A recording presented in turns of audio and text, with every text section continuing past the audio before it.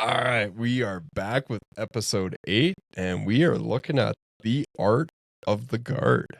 Myself, black belt Travis, my blue belt accomplice over here, Emmett, and this is the Black and Blue Podcast.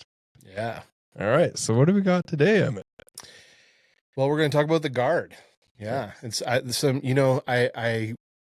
when you first suggested the topic, I was like, how much is there really to talk about there? And then I started thinking about it. We started making some notes and stuff, and I was like, man, this is actually a really huge and really interesting topic. It's so ambiguous. Like, there's so many areas that you can go with, spider webs, and it just goes everywhere. And I don't know, I love it. I love the idea of the guard. I love the idea of like deep diving into all of it. Open guard, closed guard. What do we do in Jiu-Jitsu, no-gi, MMA? Yeah. I love it. I love it all. Yeah, and we are going to try our best to cover quite a few of those topics here. I think one of the interesting things, and we're going to jump all over the map here, but like I think one of the really interesting things, especially for anyone who's kind of just starting BJJ or maybe just starting to understand MMA a little bit, like back in the day, the guard was like this mystical thing that you saw the Gracies doing, and you were like, whoa, those guys just unlocked the secret to kicking everyone's ass. The art of the guard was crazy because like you saw Royce Gracie, he would do a jump kick, he would try and kick your leg or kick you in the belly, and then he would like pull guard, and as soon as he got you down, got you in guard and moved around, it was like armbar, triangle choke, took your back. And it was just this like mystical thing that nobody understood. Yeah. And you had like high level wrestlers that would like take him down, and he's like, oh, thank goodness I don't have to do this stand up thing. And then it was like choke out from there. And then he did a gi, which is crazy. Wrestling doesn't have an equivalent to the guard? Not really, because the biggest thing is pin the shoulders. Right? You pin the shoulders, and and guard, like a closed guard, your shoulders are on the mat. Yeah. So, and that's why you see a lot of like wrestlers that transition over. They think that, oh, I'm winning, I'm done, I've got it. Right. I might as well just stay here. Yeah. Right. And it's like, you're winning wrestling. You're not winning jiu-jitsu. Yeah. Right? Jiu-jitsu has a different mindset where the guard is a neutral position. It's not a winning position for the person on top. Right. Is it too broad a question to ask why the guard is such an essential part of BJJ? Yeah, it is very broad. I think we'd have to narrow it down, and you'd go, what is one of the most essential, like where should you be playing from when you're just starting? That's a good like starting point. And I would say the answer to that is half guard.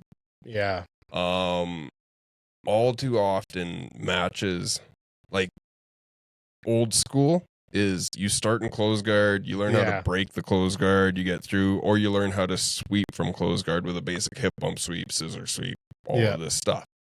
Now you watch any matches and you're like, it's rare that closed guard in the gi, a little bit more in closed guard, but in no gi and high level gi and all this other stuff, you're not hitting closed guard all that often unless you absolutely specialize in it. You're hitting half guard, and that's your transition point where the top person's trying to get past your half guard, the bottom person's either trying to sweep to the back, jump up to guillotine, anything like that, come up to dogfight position. So I would say, I can't remember what the original question was, but is it too broad? Like, why is it such an essential position? And you said, like, let's break it down, right? Yeah. Break it down to more component parts.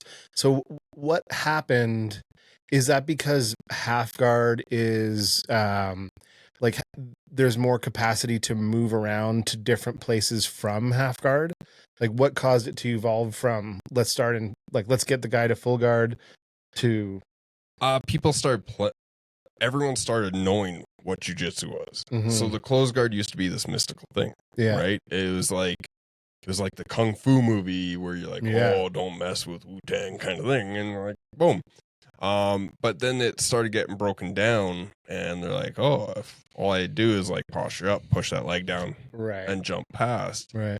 Now I'm half past their guard. And if you stuck with like, I need to get them into closed guard, now it's more of a stalling position. Right. And like you'll see in MMA, they'll stand people up. Like if you're just stuck in someone's closed guard, they'll just stand you up rather than being like, well, they can't pass. You're not being active off the bottom. They'll just be like, okay, stand up and bang. Yeah. But a lot of people have become really proficient in at least getting to half guard. Right. Like the closed guard in no-gi really isn't all that used. It's used to go to things like K-guard or like stuff like that, but in the grand scheme of things, we've moved beyond it. Yeah. And like, correct me if I'm wrong. Probably am. Totally are. Totally. I already know the answer to this question. Almost definitely am. But like from half guard, that's what I was saying about, or I guess what I was trying to get at is, from half guard, you're almost kind of halfway to the back already. You have some sweepy type stuff you can do. You can get your weight under the guy. You can pull him over. You can do a bit more stuff than just that stalling, sort of like pulling back in, maybe go for an armbar kind of thing. But oh yeah. And like you can go from there, and that's the bottom person. Yeah. The top person can now start to pass it and come to like, they can go straight to a full mount. They can come to like knee slice pass to half or to side mount, or like come into Kessa, or get into like that 3/4 mount, switch your knee over and then jump in onto the legs. It almost sounds like the argument you're making is it just makes jiu-jitsu more fun. It is. And it totally does. And that's why people get penalized for stalling in the guard. Right. Whether you're not attempting to pass or if you're just trying to hold them in your closed guard, you get penalized in like IBJJF. In ADCC, they'll call you on it too. Right. I mean, if you want to make jiu-jitsu a sport, you have to make it entertaining. Yeah. And I think that's a big thing. I think that there's a bigger push these days for that, which is awesome. Fighters are like, we call them fighters, but they're just athletes, are actually getting paid to do our sport. Yeah. Which is awesome. You didn't get that even like 5 years ago. Right. Now you got EBI and ADCC, CJI. Yeah. Putting up $1 million. That's life changing right there. Yeah. And that would have been Fight Pass. They're starting to pay people, and they're really putting a push behind jiu-jitsu. And they're not going to be like, hey, boring guy that does nothing but grabs a closed guard, we want you on this. And be like, no, that guy's going to get looked over. Where you see like the Rotolos and stuff like that are like leaping around and it's action packed. Totally. Yeah. Tackett brothers too. They're incredible. Like it's so entertaining to watch if you're in like the sport. And even if you're not in jiu-jitsu, if you show them an old school IBJJF where a guy pulls guard or whatever it is, and they sit there for 6 minutes, you're just like, I'm so sorry that this is how you got introduced to jiu-jitsu. Right? And then you show like the Rotolo, it was Cade Rotolo, I think, versus Tackett. You show them that fight, and there's like, whoa. Yeah, what is that? Is this? Because it was just like, I showed it to my wife, and she's like, that's entertaining. That's good. And like, I think that's why I get like offers for super fights and stuff. One, I bring people in. Two, I'm not one to just sit. I will give someone a guard pass just so that they can move on with make their it lives. Interesting. Yeah, I want to make it entertaining. I want to go. What was it? Adam Wayne. He's a black belt. He's training at 10th Planet. I got to go against him last Skunkworks, and I loved it. I lost, but I loved every minute of it. He just pushed and he just went. He was an action guy.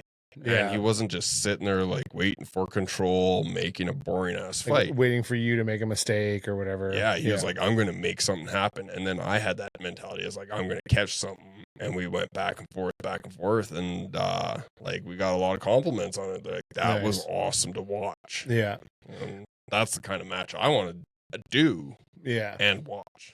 So, but I guess I have kind of two threads I want to follow here.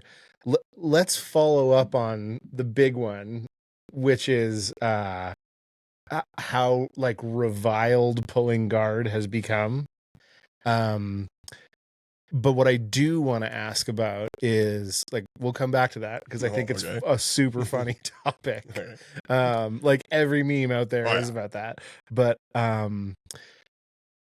self-defense, are you pulling guard? No. If I have any amount of skill, I am jumping into like a bear hug and I take them down. Yeah. Like any basic trip, you'll see it all the time on YouTube. Any basic trip, once you got that on the inside, they're going down. Yeah. And once it hits the ground, anyone that has any amount of skill, like, let's go a year in jiu-jitsu, that not just once a week, like let's go, you're in jiu-jitsu for a year for twice a week. Yeah. Maybe you're most of the way to a blue belt or something. You're wrecking that guy. Yeah. And you see it all the time. Like the only way that it doesn't go that way is if you randomly get caught by a crazy punch. Which is what happened to me in our last. Yeah. But that's one of the things. You're just like, okay, I took that, but guess what? I'm going to take him down and go. And like, even if you fail that trip and you end up on bottom, well, cool. You know what to do off of that, but at least there's not like a pulling guard where he's still standing. He's like, I'm going to come down with like an elbow in your face. Yeah. Kind of thing. I think the other thing too about like classic full guard, and man, like, so I remember the first time I ever did a jiu-jitsu class, there was a guy there. He was kind of like a bit of a bully, but he got me in a full guard, and I just picked him up and slammed him on the ground. Like super hard. And he was like, you can't fucking do that, man. Like, and the instructor was like, yeah, he can totally do that. Like, that's totally valid thing to do. That's a real life situation. That's a real life situation. Yeah. Like we don't really play with slams here, but we also go, you know what? If you're just going to hang on to someone, like if you're hanging on to an armbar, you can get slammed. Let's work. And like every time I teach triangles, I'm like, if they pick you up, you let it go. You let it go immediately. As soon as your back lifts, let it go. Move on to something else. Yeah. Or grab their leg, cut that angle, totally take down their base. There are lots of avenues off of that. And like the old school, like where Gracie would kick you in the leg and pull guard. Yeah. It does work in a self-defense situation. I'd probably not suggest it because you're not in a ring on a matted surface. You're probably on concrete. Yeah. And if you've ever rolled on concrete, that shit sucks. Yeah. Don't do it. I thought another thing, like, you know, you see it sometimes in instructionals, and I think it's a good topic to dive into today, is just talking about distance management a little bit and like how different guards come into that. Oh yeah. So when we're looking at like distance management, you're looking at like long distance, mid range, close guard. Let's say those three. Sure. Like there's little nuances in between everything, but let's look at those three. Like long distance guard passing is like where you're like cartwheel passing through something. You're not letting their feet touch you. You're not letting any grips happen. You're cartwheeling through. You're grabbing ankles, and you can swing them side to side to try and cut that angle and get a knee on belly. One of my favorite things to do. It works. And then you got mid range where you kind of both have like they might have your leg entangled in like a De La Hiva, a reverse De La Hiva, all this fun stuff. But you have the option for like knee slice pass or anything from there. And then close range is like close guard and like you standing and or whatever you got from that. And then the nuances just through the roof, like they're infinite. There's so many different little ways. Personally, I kind of like that mid range, mostly because it leads to leg entanglements from the top. From both, right? I'll jump on De La Riva, reverse De La Riva, and you're starting to see it actually more and more, like these reverse De La Riva into, I know that this is just a bunch of words to like the brand new listeners, but people that understand jiu-jitsu, like reverse De La Riva, and then you come into like a kiss of the dragon, like you're inverting through, and then you can take the back off of that. You're starting to see all these cool inversions, and you've been seeing it for a little while, but the more that you see that, the more innovation that you get there, the more that the top player has to play. And then you look at the top player in this mid-guard range, and one of the coolest things that I like just recently, the last CJI, I don't know why I'd never thought of it that way, was Andrew Tackett was like passing guard, and like he was doing just an incredible job. And then they asked him afterwards, and it was like, yeah, just don't let them put their feet on you. Yeah. Right? As soon as there's connection with their feet, they can push off balance or Kazushi or whatever you want to call it. Yeah. But yeah. And then it was like a little spark in my brain. I was like, oh. I've been thinking about that ever since you mentioned that a couple of weeks ago.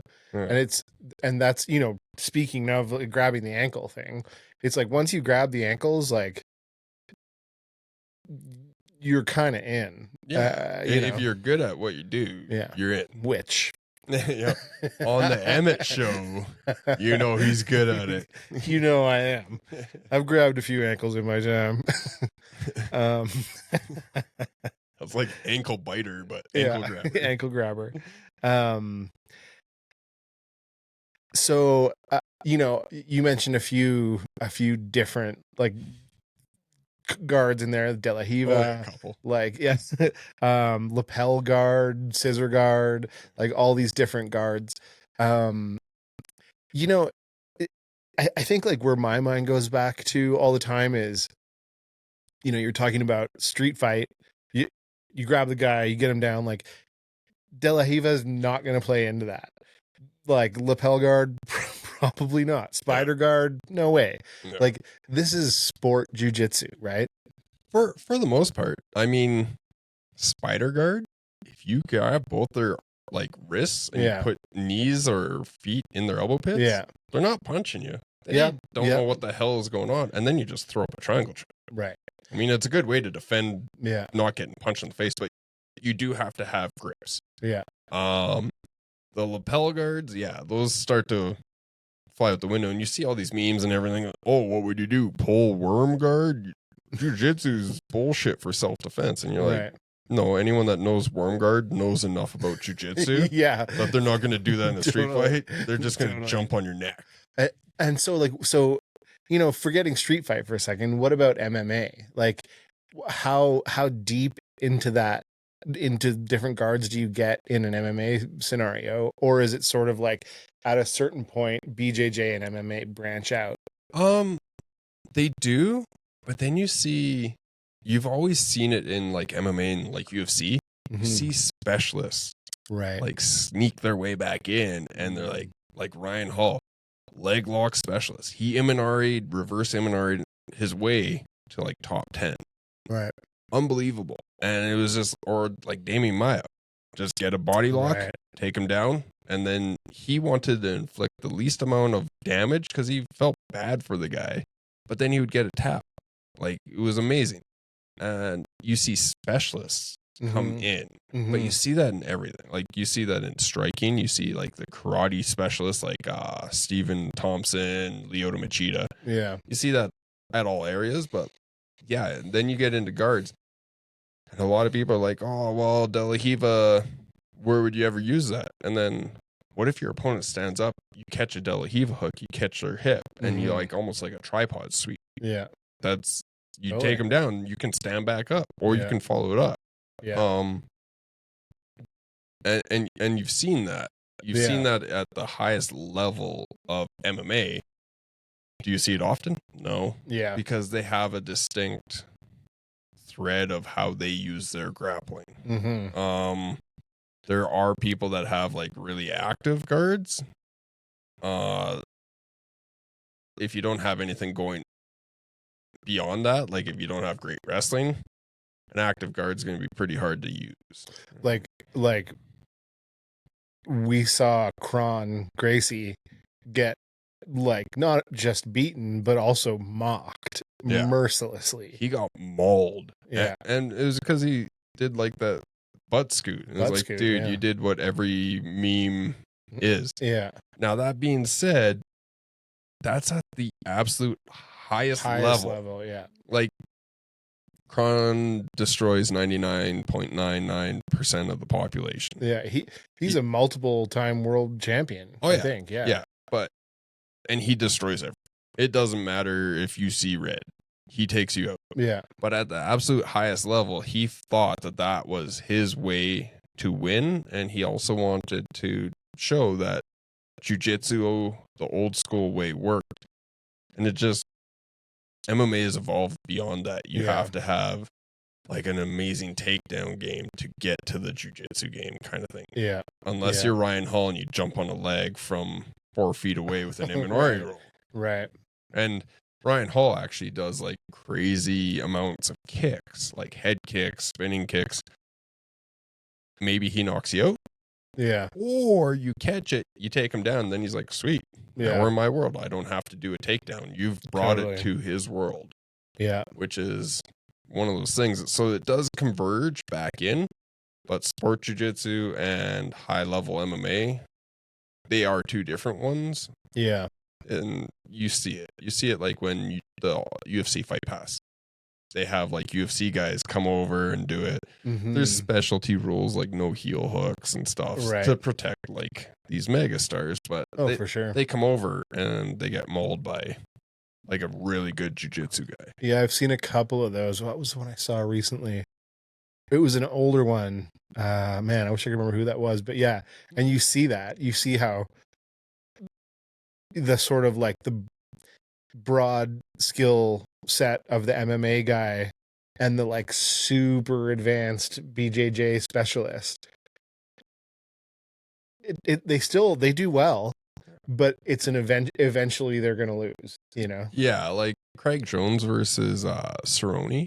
It was like a combat jiu-jitsu match, but they were kind of having fun with it. And it's like, don't get me wrong, Donald Cerrone's jiu-jitsu is high level MMA. Yeah. In terms of just straight grappling, which Craig Jones that's all he's dedicated. I don't know if he's ever punched anyone. Who knows? But like not in a professional sense. Mm-hmm. He's specialized in it. It's just time. Now you get like Cade or Ty Rotolo, who's transitioning into MMA. Or maybe they both are. I don't know, but like I can't remember who it was, but they are killing it in MMA. Why? Because they have like a forward motion jiu-jitsu game. Take them down, choke them out.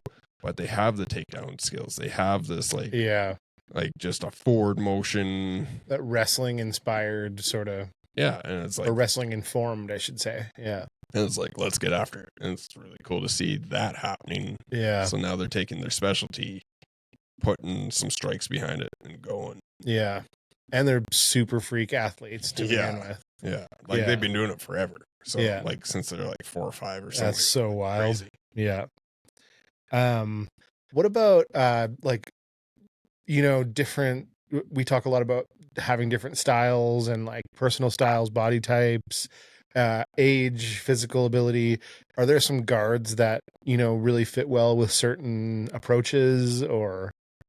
Yeah, you'll see it with like longer guys. They like closed guard because you can sweep a lot easier. It seems you can like throw up triangles. You see, if we reverse it, you see like the stocky guy very good at being in half guard on top. Mm-hmm. Why? Because there's barely any openings in between like elbow and ribs. They can have a really low base and keep your legs tied up for the most part. Yeah. You see it all the time. And then age, people made fun of it.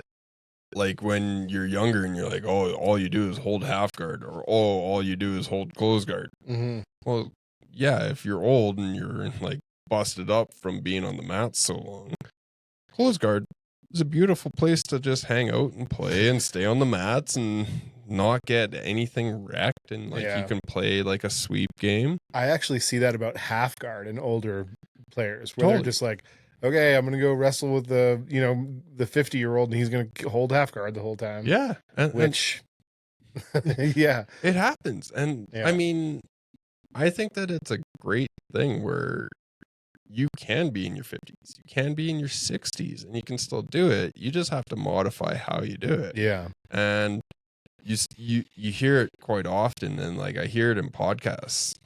You get going so hard in like 2030s kind of thing that your body's wrecked, and then you're like, oh man, I still want to do this, but I can't do crazy ass guard pass, or I can't do any of the spinning stuff.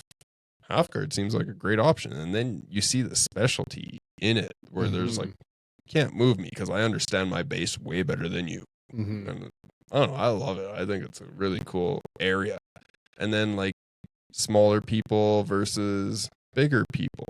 Smaller people, I would highly recommend like understanding the elbow-knee connection, keeping everything tight. Don't let people in.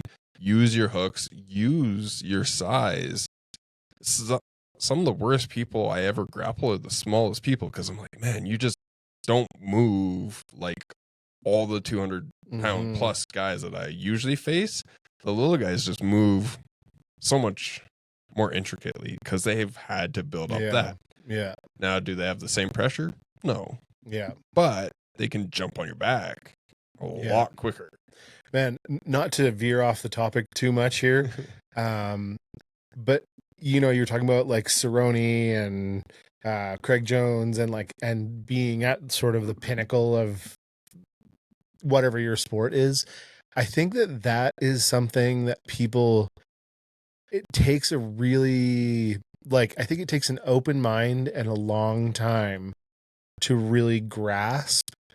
And not just with jiu-jitsu, but kind of everything, but we're talking about jiu-jitsu here, is the levels thing.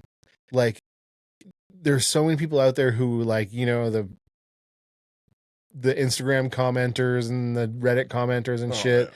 And it's like, man, you have no idea how much effort, skill, dedication, exceptional innate ability, intelligence that it takes to get to, people be like, well, Donald Cerrone is just a journeyman fighter. He's kind of like an entry level guy for people to beat up and then win the dude.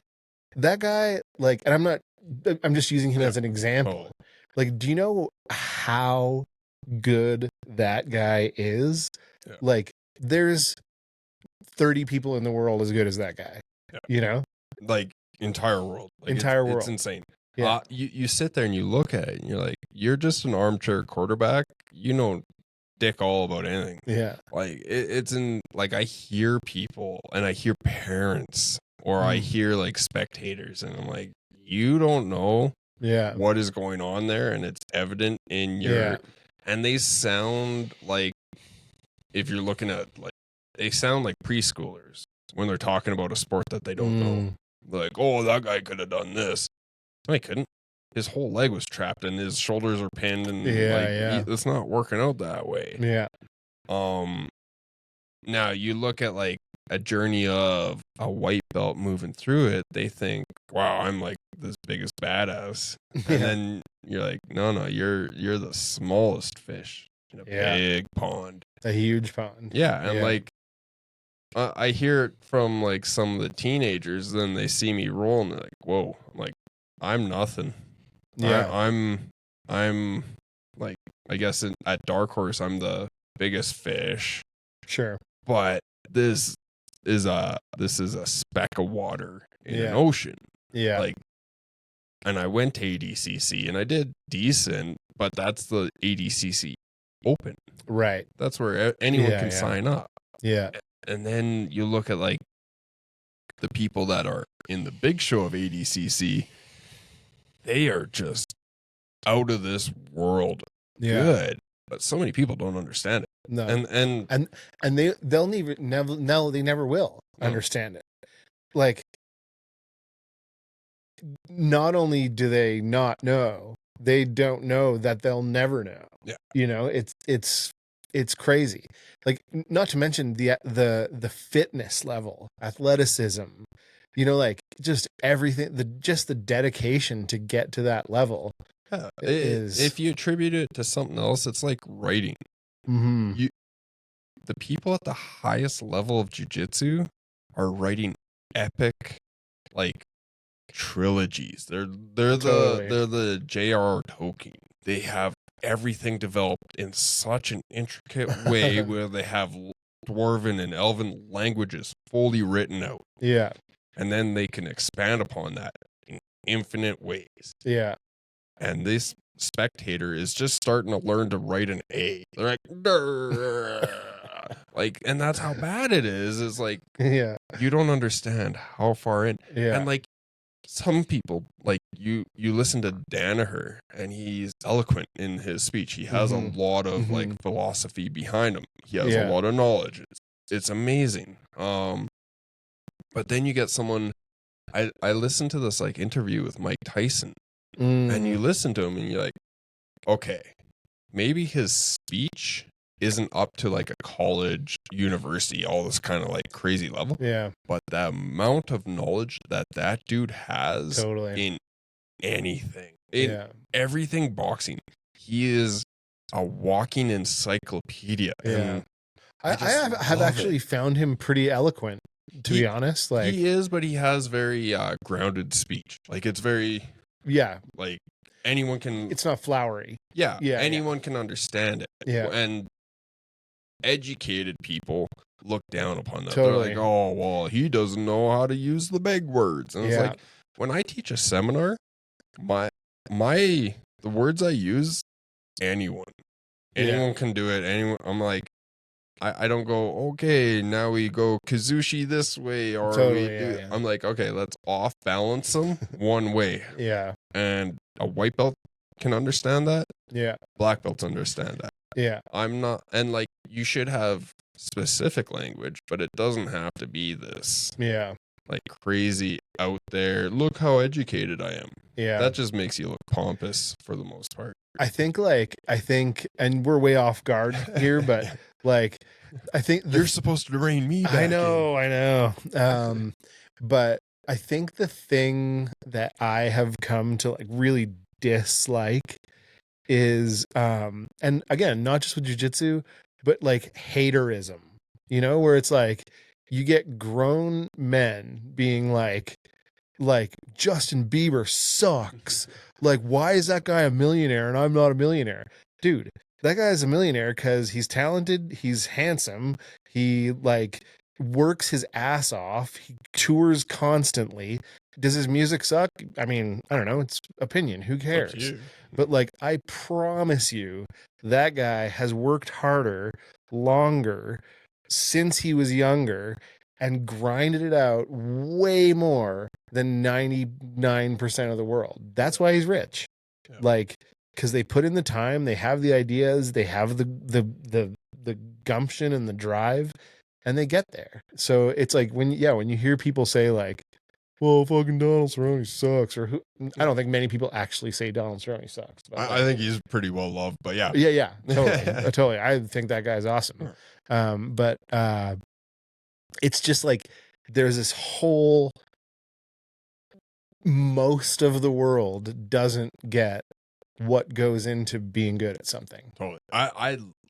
Okay, so haters are actually my form of entertainment. I don't do like much entertainment outside of like right. jiu-jitsu, but like online, because I teach heel hooks to teenagers, to the kids, to everyone. I take a lot of hate. I'm like, this is hilarious.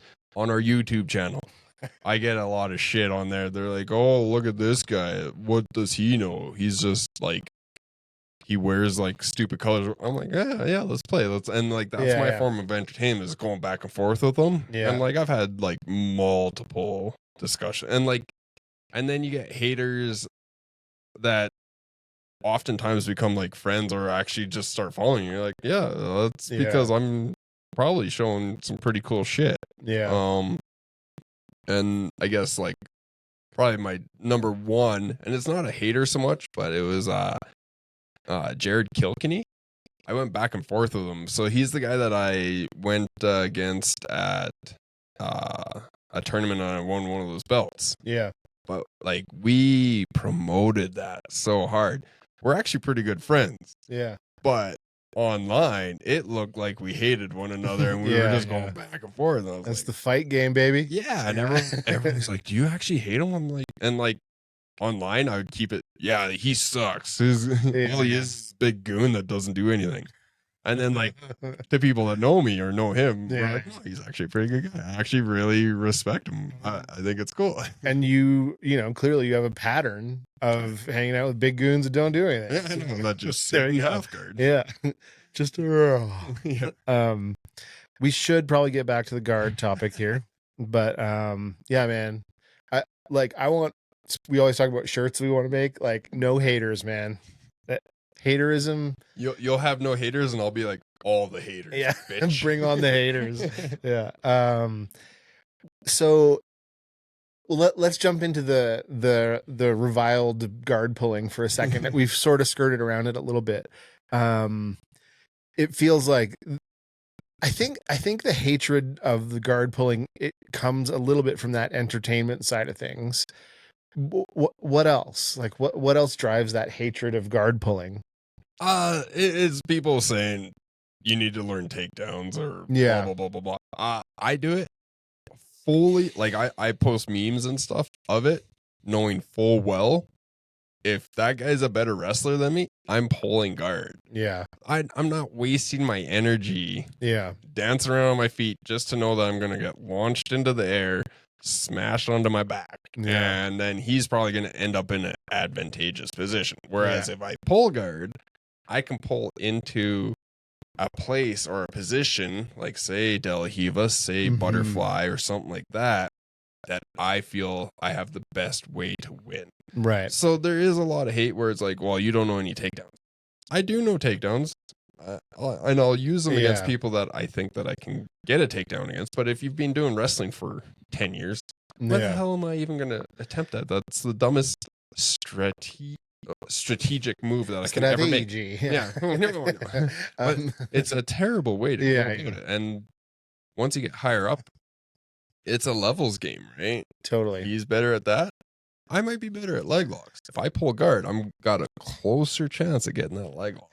I think like where it becomes easy to mock is when you see like, you know, two blue belts and they're just like, they both go down to their bum and it's come on, dude, like try something. Totally. And I mean, if I see someone pull guard, I'm like, sweet, I'm going to work from the top. I have no problem working either one. Yeah. And like in my last one at sub ace, it was against Joey, and like Joey from Limitless, he pulled guard, and if he didn't pull guard, I probably would pull guard because we both got busted in knees. And that dude is a trooper. He went into that and like he was like, yeah, both my knees are jacked up. I was like, yeah, same here, bud. And then he just pulls guard, and some people are like, oh, you should wrestle. It's like, how's he gonna wrestle? His knees are non-functional knees. Yeah, like, chill out. He has to go to teach. Yeah, like, and I'm like, cool. I'm just gonna sit and I'm gonna try and pass your guard. Yeah, that's the game that you should play. If you both pull guard, you get that. You deserve to be mocked that way, right? And so, is it fair to say though that in general, like maybe that gets played up online a little bit because it's funny, but in reality, like, kind of who cares? Yeah, nobody actually cares, other than maybe wrestlers. But yeah, it's just an easy. Yeah, it's low hanging fruit. You pick it, and like it's. I guess you wouldn't call that pulling guard. I like to start on the bottom just to work on my defensive game. You know, like that's pulling guard. So yeah, I that's what I like to do, because if I get on top, usually I'm bigger and heavier, and like I have a pressure game. So it's like, yeah, I could make it easy on myself, or that comes back to building your game. Yeah, right? That's all I'm talking about. Be, deficient in any area. Yeah, and if everyone's like, oh, I'm just gonna pull guard, well, that makes your game always on top. Whereas if you totally. pull a guard because you want to work on the bottom or Yeah. you want to work out of a bad position, or if you just sit and allow someone to come in, you're working on something. That's a different thing. Yeah, totally. And I think, and it's not a competition situation. I'm talking about, at the gym. So yeah. So, we've mentioned, like I said, we mentioned a lot of different types of guard, everything from spider guard to octopus guard. There's all these different animals and whatnot. I feel like in terms of accidentally going down the internet rabbit hole on moves that are not going to be helpful if you don't have the foundation, guard is a big opportunity for, like, all these different guards are a big opportunity for that. How do you, maybe as like a white belt, blue belt, getting started, how do you choose sort of the right things to work on?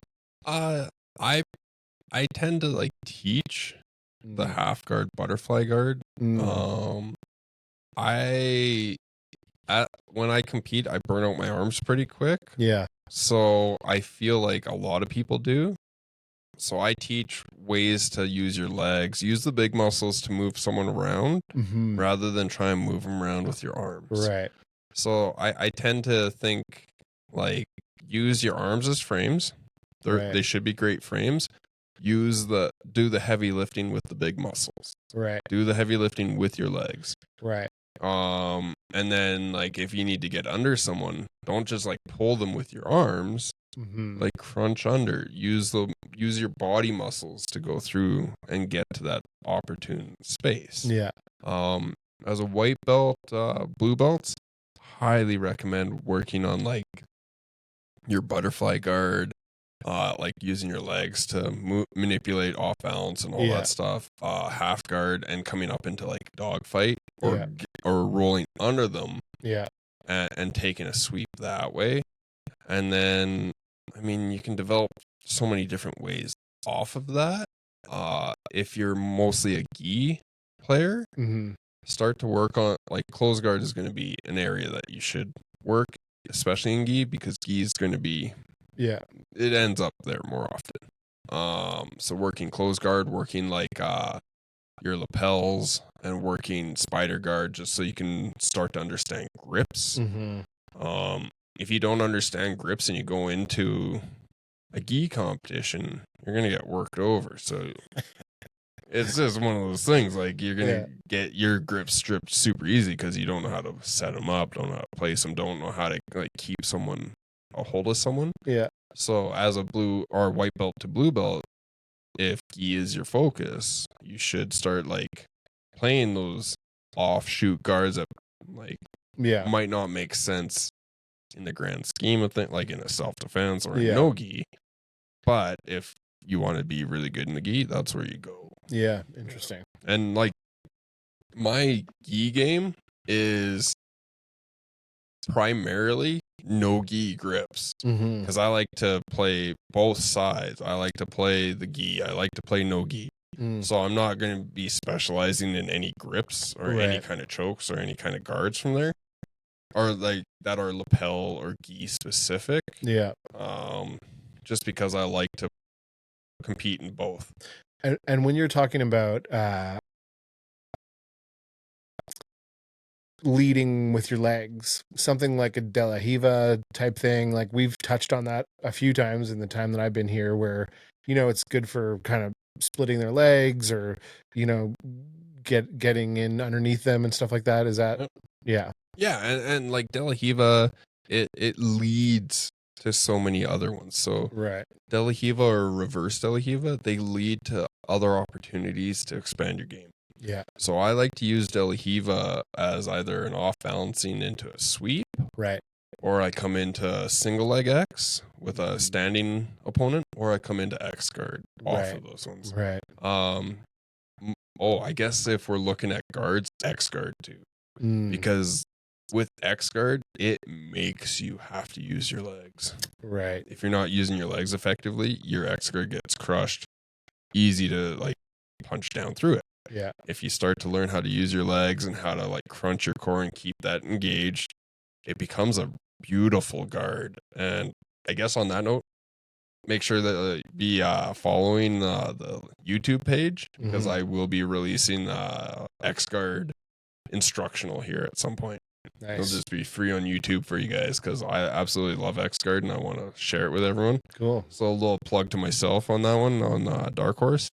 But X guard is a beautiful position as well. Nice. Yeah, we've covered it a few times in class over the years, and yeah, it's something I want to dive into more for sure. Yeah, that was actually like, and we talked about him a bunch because he's like the main inspiration for my jiu-jitsu, and it's Marcelo Garcia. Yeah. Like the first time I ever like knew about X guard, I read his book. Oh, X really? guard. I was like, this is cool. And this is back when you had to like follow through with the pictures. Yeah. And be like, hey, partner, I'm going to do this, read and go, and then I'm going to move my leg like this. Yeah. Like that's how I learned it. And yeah, I almost always hit it at least once, or I like move through an X guard style. I love it so much. And like reverse X leads into 411 kind of. Yeah. So it leads into my game very, very well. Yeah. Nice. What about, we talked about sort of the evolution or decline of closed guard.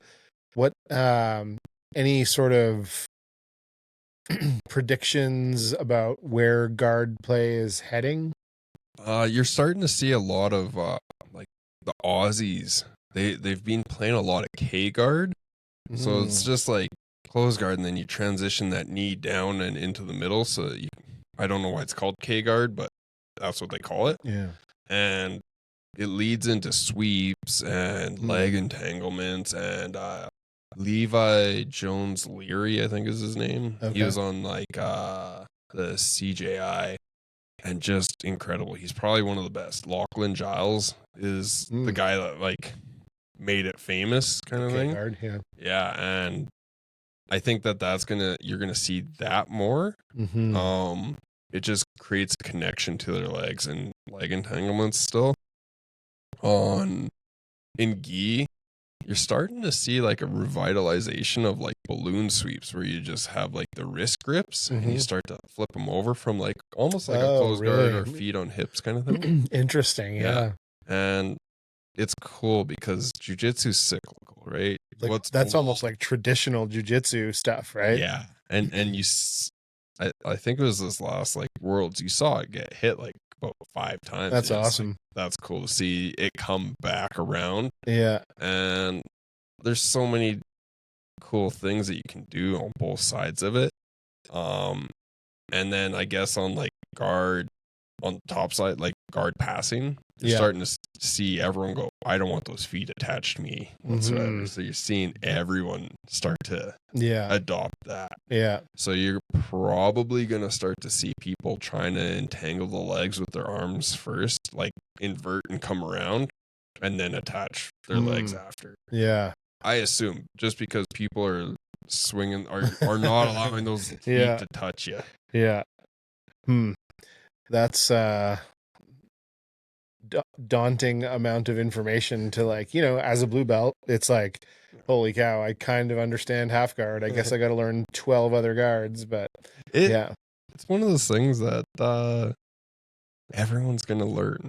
It's just how much do you want to dive into it? What are you learning right now? And everyone should be like practicing getting better, right? But if guard's not at the top of your priority, or if like holding a guard isn't the top of your priority, it's going to fall by the wayside. And like, it's like leg locks. Leg locks weren't the top of anyone's priority 10 years ago. Right. And then people start getting wrecked with them. And then you see all the high level gyms go, oh shit, we need to start learning them right now. And you'll see that. And that's why I bring stuff back, because I do a crazy amount of video study. And I'm like, okay, guys. Yeah. We're switching up today, and we're going to be playing around with this. Any overrated guards? Worm guard. Yeah. I like, people play around with it, but like, it's so niche, and like there's ways to get around it. It takes so much to get into it, I feel. That is it worth it? Right. in my opinion, I'll never go for it, because why? It just doesn't pertain to both sides of things. Okay. So why would I even like look at a specialty item like that? I'll look at how to defend against it for sure. There, and like you see a lot of little niche ones. I actually really like Octopus Guard. I was just gonna say, like, Octopus looks like it has some potential really obvious advantages. Yeah. You know? And it has advantages in like all forms. In gi, in no-gi, in MMA. Like if you can get both your arms out to that side and start to sit up, you get an easy sweep. Yeah. Yeah, I think Octopus Guard is not overrated. I think that's actually one that people should really start looking into too, because you're starting to see more and more people use it. So if you know the offensive side, you should start to understand the defensive side, what you need to watch out for. Right. I've heard you talk about that as a principle for everything, right? Like if you're going to learn half guard from the bottom, learn it from the top. If you're going to learn, you know, everything, make sure you learn both sides, because that's the only way to really understand it. Yeah. And like we did armbar defense tonight, and it's like, okay, well, what is the person that's doing the armbar looking for? They're looking to keep your shoulder off the mat kind of thing, because if you can get that shoulder to the mat, you can probably get your elbow to the mat, and then the armbar's pretty much defeated. So yeah, if you're looking at one thing, definitely look at the opposite side, just so you can play, just so you have a good understanding, I guess, would be my unprofessional opinion. and then going back to the topic of beginners, because I can imagine like a, you know, brand new white belt listening to this podcast being like, whoa, what? Like I feel like it's good to kind of just bring it back and remind, like, you know, you're gonna learn about full guard, because, like, you know, you should focus on half guard, maybe look at these other things to understand what they are, but like you can get a long way just diving into those two things, and particularly half guard as a start. You know? And you can go forever. You like Carter goes through like half guard. He's got a lot of cool techniques off of that, and we often joke about that's the only halfway decent thing that he does, right? But it's true. Like I have my own way of running half guard. He has another way, and like when someone's getting stuck and they're like, I don't get it, I'm like, go talk to Carter. Like he's closer to your body type or whatever. He has a lot of knowledge there. Go talk to him. And like if that helps, then he can come back to me, and then like we can discuss beyond that. But half guard is definitely, if you're just starting out, check out half guard and just work from there. You might get your guard passed a million times. Is what it is. You're gonna learn a million ways not to keep that. Then you're gonna start to learn how to keep it, how to work with it, how to dive an underhook from there, kind of thing. And there's so many little elements to dive into. Like I remember, this is a couple years ago now, when Alex first showed me, you know, when he first showed me how to implement a knee shield, and I was like, whoa, you can do that. That's amazing. Like, and then you just do that, you know, you just do that for a long time, and you try it out and you see how it works and how it doesn't work. And then you diverge from there, and you have high knee shield, long knee shield, short knee shield, low knee shield. Then you can like just the knee into the hip kind of knee shield, where you can like G roll through it. It's just crazy how far we can go down them. And like Boogeyman, Richie Martinez, he has like crazy amount. Like if you watch him roll, he has a crazy half guard. He has a crazy knee shield. And he has a great game from there. And everyone plays it differently. I've seen a few like big, probably a little bit older now, Buchecha fights where he's very much like relying on half guard. He gets half guard, he comes up, and then he submits you, beats you up. Right? Especially like in the MMA. Right? But half guard's a beautiful position from both top and bottom. In MMA, top half, you're seeing people just stay there. They don't want to go to mount. Yeah. Why? Totally. Well, because you can have a crazy amount of control from top half, and you can just rain down little punches. You can eventually trap their arm into like a crucifix. Because they're trying to hold on to you with their legs. So their legs are useless if they don't know how to get out of there. Yeah. It's awesome. Yeah. Like, if I get someone down, that's what I'm doing. In MMA, I'm just going to sit there in half guard and punch you in the face with little rabbit shots. Well, even that choke that you were showing the other day from half guard top, where you kind of like lean in and push the shoulder against their arm, right? Is that what it is? Yeah. And like, that's the one that I got put out with. Right. Like Roy Harris. Right. Like, put me to sleep. He's like, nobody ever taps to this. I was like, I was ready to tap. And I was like, I'm not that dumb. Like, I'm going to have my hand ready. And then I woke up. And like, everyone was like, that was worth my money watching me get choked out. I was like, thanks team, watching me get choked out. And like, I came to, I was like, I'm pretty sure I tapped. They're like, no, you just went out. Your eyes rolled. Whoa. You made snoring sounds. Yeah, I was like, I'm gonna have to get you to show me that one again. Yeah, because you get caught in that. Not caught. Like, that's, you get to be in that position so often. With one leg in half guard from top, and you're just sort of like, you don't feel threatened. You know what I mean? You're like, I'm just going to decide what to do from here. If you know how to like pin your shoulder into someone's neck, you can put them out, because you're only choking off one of their arteries. Yeah. And what about with regard to MMA? I don't know. Do you see that sort of continuing to evolve in any specific way, or? MMA, like, you've went from a mixture of different martial arts to its own specific martial art now, right? And half guard is definitely the most common, like, on top, where you can control someone. So you're starting to see ways that people can, like, innovative ways to get out of half guard. And like, it's pretty cool to watch that, because that can translate to like no gi and gi and stuff like that. Is that like, you're talking about like barambolos and stuff like that, or?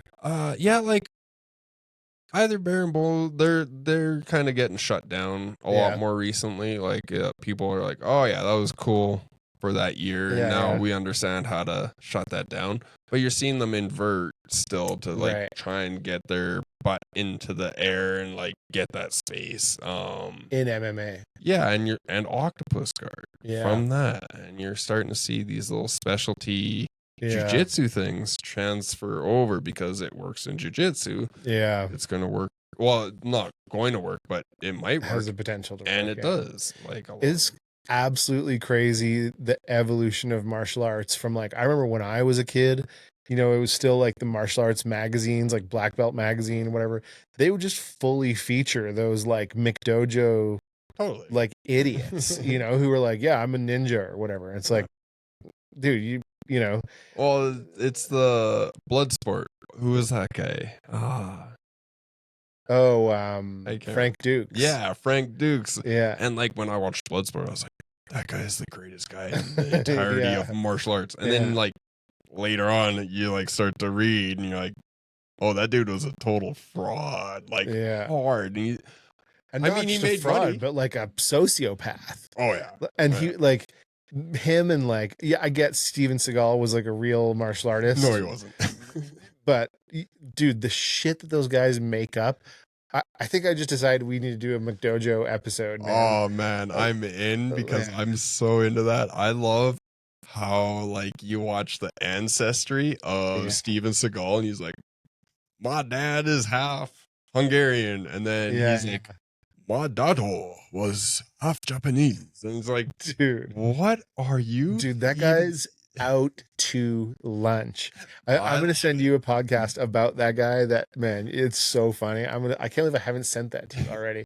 But like, that shit is wild, man. And like, send away for $99.95. You learn the touch of death and stuff like that. It's like just garbage. I used to have a ninjutsu book, and it was like one of those little, maybe like 8 inches by 6 inches book. and it was how to be a ninja. And then they were like telling you how to like sneak and stuff like that. I was like, this is the greatest thing ever. I am going to be a ninja. And I'm like reading it front to back to front, and all this. I was like, if you're like going through, we are way off topic, by the way, but like if you're going through and you're sneaking on like the one of the tests was you had to go through a golf course and not get seen and not be in the light. And it's like, you're standing there and then you can't see anything because it's so dark. And then you crouch down and then you're magically able to see everything. And that's the ninjutsu way. And I was sitting there, I was like, I'm going to do that everywhere.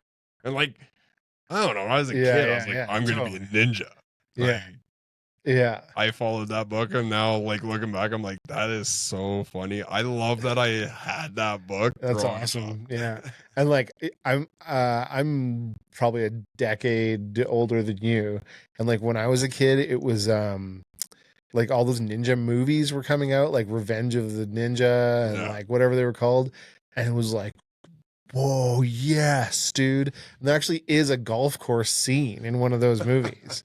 Like, that's for sure where that came from. Oh, you know, like, probably. Dude, yeah. And just like ridiculous ass shit. Oh, yeah. I grew up with like 3 ninjas, and then the 3 ninjas kicked back. That was where and then Ninja Turtles. Right. Which I'm not going to shit on Ninja Turtles. Those guys actually had to do all of that in like 100-pound suit. Dude, and the comic books were awesome, too. The comic books were great. Yeah. You know that little like they had like a little bit of a crossover how Daredevil and the Ninja Turtles are in the same universe. I kind of remember that because the same ooze that hit Daredevil really? I didn't remember that. Oh yeah, was the same ooze that fell down the hole that made the Ninja Turtles. No way. Have you watched the new Ninja Turtle movie? I think it's called like I haven't.